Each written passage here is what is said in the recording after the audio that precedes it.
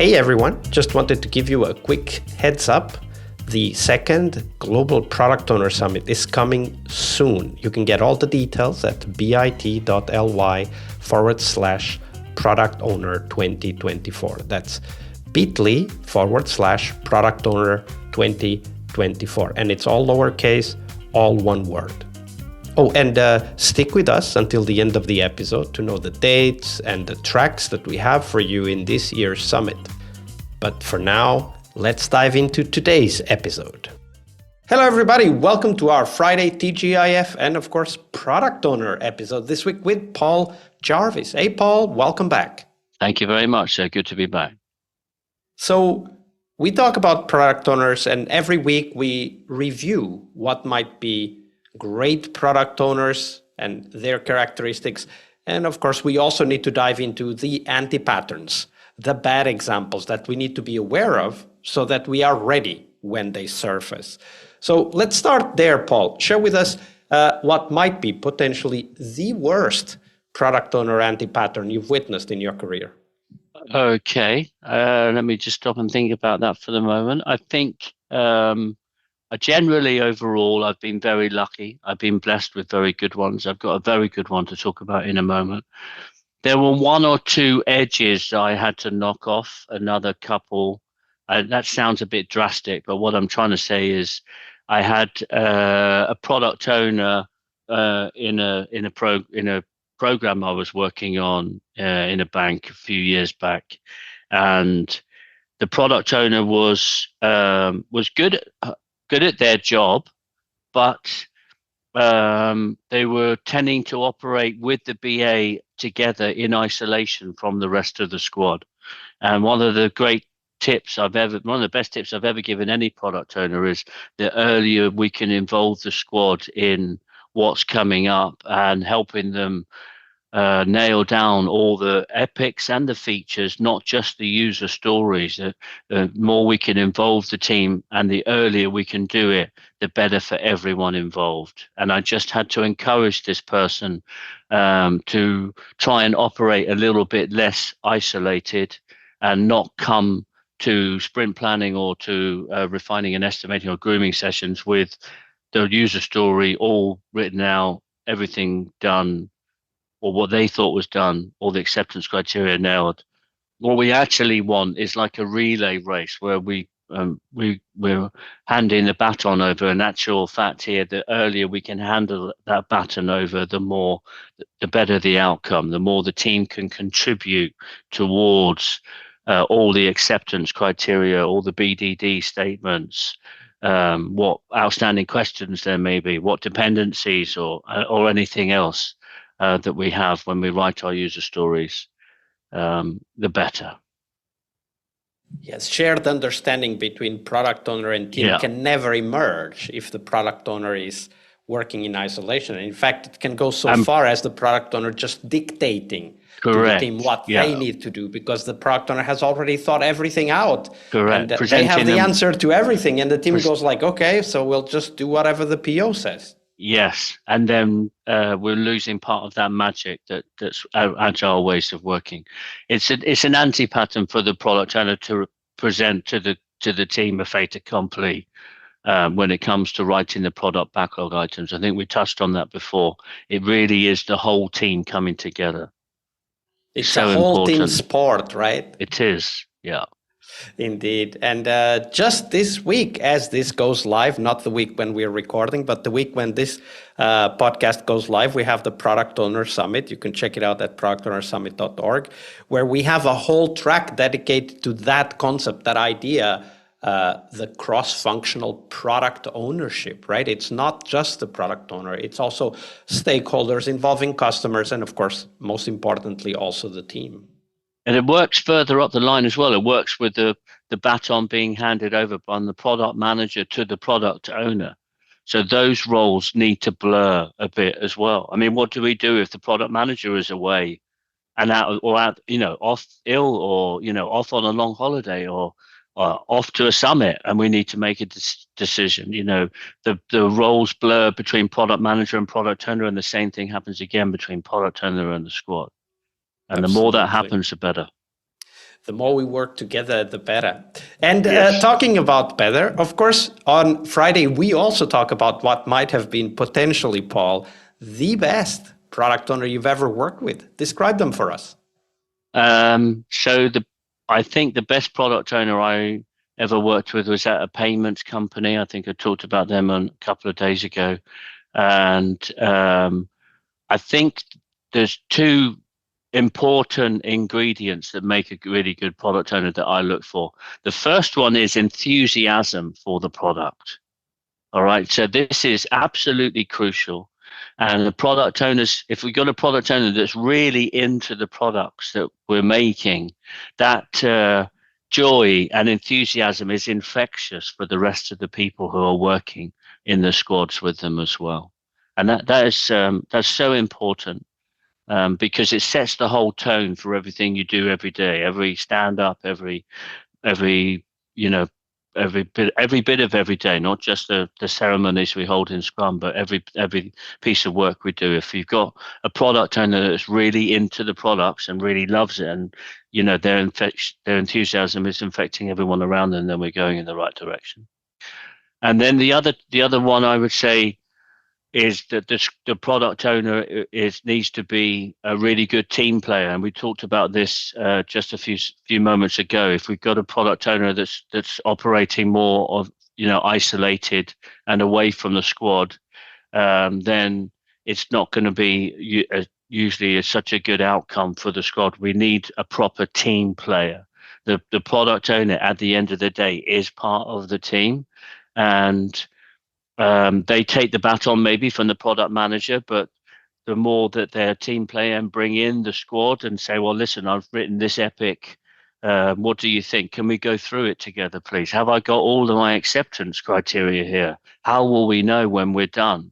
Just because it's an epic, it doesn't mean to say that the team and the squad can't help that person contribute towards the final product. And the more they do, the more chance the final product will be what they're after, the better quality, with the more input and information they have. So we talked about this aspect of collaboration also in the product owner anti-pattern in this episode. But another interesting aspect is what other areas or skills or approaches make the product owner a great team player. So Paul, when you think about the great product owners you've ever worked with, what were some of the other characteristics beyond the collaboration with the team, which we just discussed, that made them such great team players? I think this same person that I'm talking about also never questioned the team's estimate in story points. Even if they privately thought, oh, that sounds a bit high, they kept it to himself, and he didn't let it sort of bubble over. If he thought something was a 5 and they came up with a 13, we might have a conversation, and it's good, healthy to have a conversation there. Do you mind me asking why we think the story is a 13? I'm happy to put it forward, but I would just be curious to know. And then the squad might say, well, there's that part of the solution that we don't know, and we need to carry out a spike about that, so we're erring on the side of caution. Yeah, it might be an 8, but let's call it a 13 and be safe. That's the sort of conversations you want to hear. So product owners being a team player and accepting the estimates they're given from the squad, and little things like that all make a difference to making a good product owner. Yeah, absolutely. And this aspect of mutual trust is something Correct. that we as Scrum Masters need to keep our eyes open to and develop if necessary, because that trust is what makes PO and team work so well together. Yeah. And you can actually call that out. That would be good Scrum mastering in that sort of situation, to say, guys, I just want to call this out. I think a product owner felt that it was going to be a bit of a smaller estimate. We put 13 on it. Product owner said, thank you very much. We told them why. There's really good team dynamics. Please keep it up. Absolutely. Always review what's working so that people know what they should continue to do. Know what success and what good looks like. So Paul, it's been a great week with you. Unfortunately, we're getting close to the end. But before we go, where can people find out more about you and the work that you're doing? So I'm in between work at the moment. I was working at an American company that operates in the investment banking space the last nearly 3.5 years. Working time is 4 years elapsed time because I had a little sabbatical beginning of last year. I am looking around at the moment for my next engagement. You can find me on LinkedIn. My CV's posted on the usual job boards as well. Indeed and JobServe and CW Jobs and Total Jobs and all of those. So please feel free to look me up. I've got fantastic experience in fintech, and I'm immediately available and ready to go.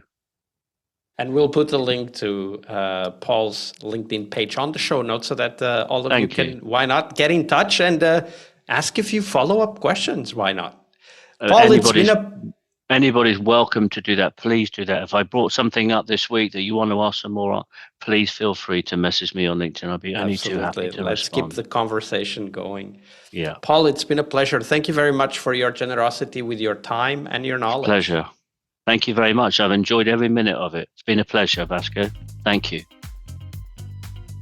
Hi there, Agile friends. Thank you for sticking around and listening to the details of the Product Owner Summit, this year's global summit dedicated to a critical Scrum role, the Product Owner role, of course.